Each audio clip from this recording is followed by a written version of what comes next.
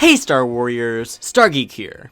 I think it's time once again to look back at the most important Star Wars news for the past week or so. Let's get going. The Kids' Choice Awards were held on March 12, 2016, Nickelodeon's show that is popular amongst younger audiences by sliming the celebrities and hosts. Star Wars was heavily represented at the awards, with stars Daisy Ridley and John Boyega nominated for Best Actress and Actor, and The Force Awakens up for Best Film. While Rey and Finn lost to Jennifer Lawrence and Will Ferrell, Episode 7 brought home a blimp to show that kids enjoyed this film the most in 2015. Lucasfilm has slowly been teasing their Blu-ray release of The Force Awakens by showing small clips here and there from some of their bonus features on the disc, such as the Secrets of The Force Awakens behind-the-scenes documentary. I really can't wait to see that now iconic table read image come to life. DICE announced free DLC for Star Wars Battlefront, featuring new maps, game modes, and weaponry. Fans of the game should be glad to know that new content will continue to release for this game over the next few months, adding the details that they've been asking for from the beginning, such as co-op missions. The list of the actors up for the role of Han Solo in the 2018 Star Wars anthology film just got considerably shorter. Not quite as short as the list of Jar Jar Binks fans, but they've whittled it down to the final 3. Han Solo will be given a new personality through Taron Egerton, Alden Ehrenreich, or Jack Renner. If it was up to me, I'd probably have to pick Jack Renner sheerly based on similar appearance to Harrison Ford alone. I don't have a lot to base their acting skills off of, having only seen Transformers Age of Extinction for Jack Renner, Kingsman: The Secret Service for Taron Egerton, and nothing at all for Alden Ehrenreich. Who would you choose to cast in this upcoming film? The Star Wars Character Tournament kicked off this month for its 4th year in a row. Yoda was named the greatest Star Wars character in 2013, Obi-Wan in 2014, and Vader in 2015. Who will win this year? Tell me your predictions in the comments. I originally made a fuss on Twitter and Facebook about them not including C-3PO in the tournament. I mean, it's his quote that they used for the title, but they fixed that by adding his commentary on each matchup. This is really a fun event that StarWars.com hosts every year, and I highly suggest voting for your favorite characters. Taking a quick break from Star Wars news, Indiana Jones 5 was officially announced on March 15th. The film will be directed by Steven Spielberg and is set to release on July 19th, 2019. The currently 73-year-old Harrison Ford will once again reprise his role as the greatest adventuring archaeologist, adorning the bullwhip and fedora hat one last time. But it's not all good news. To the surprise of many, Spielberg has decided to give David Koepp a second chance. Known for writing the worst film in the franchise, it'll be interesting to see if Koepp can redeem himself. Also on March 15th, the StarGeek YouTube channel turned 2. It's been a crazy 2 years, so I want to officially thank you all for the support. John Boyega celebrated his 24th birthday on March 17th. Mark Hamill, being his usual self, tweeted about it saying, "Happiest of birthdays to the fantastic John Boyega. Swell fella who's just sensational in episode 8. Typo or spoiler? You decide."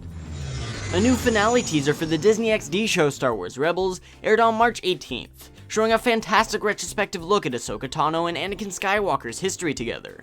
It's interesting to see how this character has gone from being by far one of the worst Star Wars characters to one of the most beloved. It's been announced that a 3-part comic book series centered around Rogue One will be released in October of 2016, and a prequel book to the movie, Catalyst, will hit shelves around the same time. The Dubrovnik filming for Star Wars Episode 8 just wrapped, but we got to see lots of the set. New characters, vehicles, and tons of new architecture were slowly leaked out. Tourists and fans flocked to the town in order to catch glimpses of director Rian Johnson and actor Warwick Davis. Filming only took a few days, and the location will have about 10 minutes of screen time in the final product. And while the fantastical scenery of Croatia will be missed, they're already moving on to Ireland, visiting locations such as Skellig Michael, Kerry, and Browhead, County Cork. Many speculate that these locations will serve as the place for the first Jedi Temple in the film. LEGO has just released a LEGO Star Wars The Force Awakens gameplay trailer, full of familiar faces and the classic LEGO humor. The game will be released on June 28th, 2016, and will recreate Episode 7, as well as include multiple missions not seen in the movie. Entertainment Weekly has given us some of the first peeks at deleted scenes to be included in the Blu-ray release of the film. It includes scenes such as Kylo Ren boarding the Falcon, Han confronting stormtroopers, and FN-2187 at the attack on Jakku.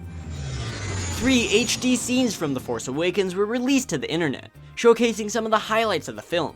The titles of the clips were Kanja Club, Bypassing the Compressor, and That's Not How the Force Works. And to wrap this episode up, I'm gonna do a taste test of the Star Wars branded pop chips. Please enjoy this sponsored segment. So I'm doing something a little bit different today. Pop Chips has sent me a big shipment of their Pop Chip brand, and they have Force Awakens packaging on these bags here. So I wanted to show them off and test taste, because this is a little bit new for me, and I've never tried Pop Chips, so this will be an experience for both of us. So I guess we can start with the barbecue line of the Pop Chips figures here. We have a BB-8 packaging and a TIE Fighter packaging. Take your pick. They're both the same flavor, so that will be interesting to try tasting, but this will be fun. So the second flavor that they sent me today is sea salt, and you have the options of the Millennium Falcon or Chewbacca. Take your pick. And then the last flavor here is either Captain Phasma or Kylo Ren for Crazy Hot. I'm not sure what type of flavor that is, but it's bound to be spicy, so let's get to opening these up. So the first flavor that I want to test out is the sea salt, which is the Chewbacca and Millennium Falcon packaging. I've never had these, but this will be interesting. So let's just taste one and see how it feels.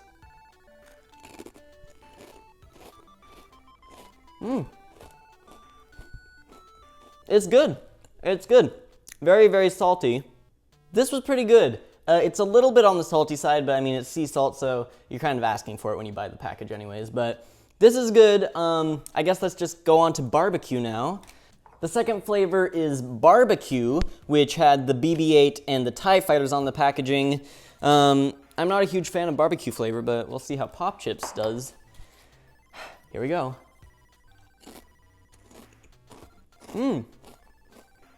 That's actually really good. Interesting. BB-8, TIE Fighters, that's a winner. That's really good. Yeah, that's great. This is good stuff.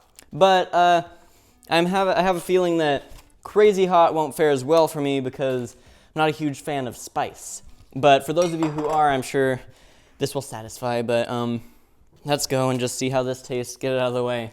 Here we go. Ready?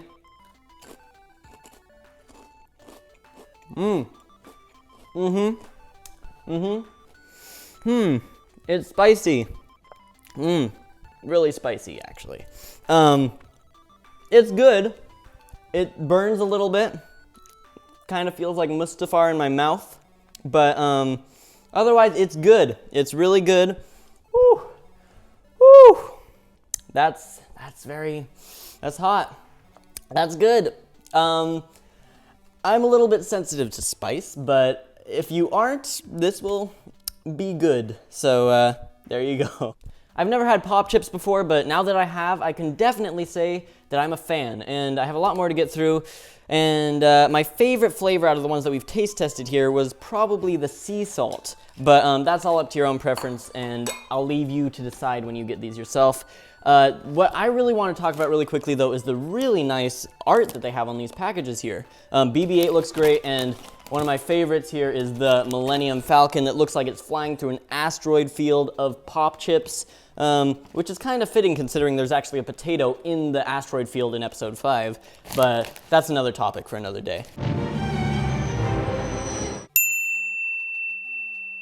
And I'm not the only one who really likes the Star Wars art that they have on the packaging here. I know a lot of people in the Seattle area Lucasfilm Artifact Collectors Club who have full collections centered around food items with Star Wars packaging on them.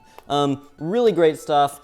If it's not worth the taste, which I think it is, if it's not worth the taste, it's definitely worth just the packages themselves. So that's really fun. Thanks so much to Pop Chips for sending me this box, and I guess I'll be seeing you guys another time. So that's all of the latest news in the Star Wars universe. I hope you learned something new. Subscribe to Star Geek for weekly Star Wars content. You can find me on Facebook, Twitter, and Instagram by clicking the links in the description. And you can check out my last video, the 2-year anniversary channel trailer, if you just click on the thumbnail. You can also watch my thoughts on George Lucas. Until we meet again in a galaxy far, far away, this has been Star Geek.